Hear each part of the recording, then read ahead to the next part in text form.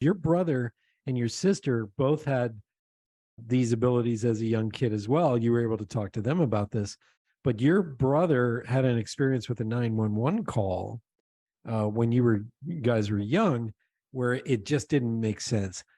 Let's talk about that one, because I found that fascinating in the book, because it was just like, okay, here's proof, a little bit of his shaking you awake, as I like to call it.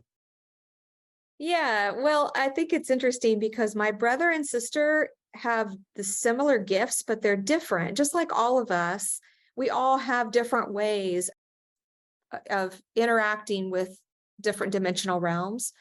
My brother actually has a gift where anyone who passes away in the family comes to him directly. And this is the case with this one particular girl who had passed away in a house, an old house we lived in.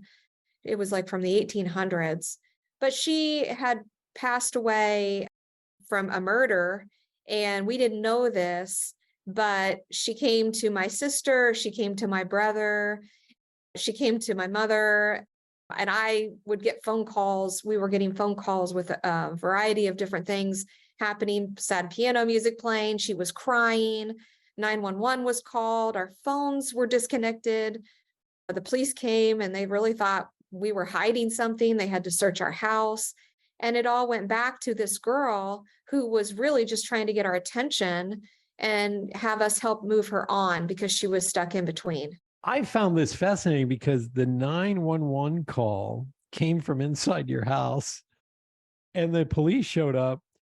And here was the funniest part. There was no way you could make a 911 call because the power was out at your house for hours. You couldn't use the phone. And Right. so the police were like, come on, you're lying, and you're like, no, look, come on in. Right.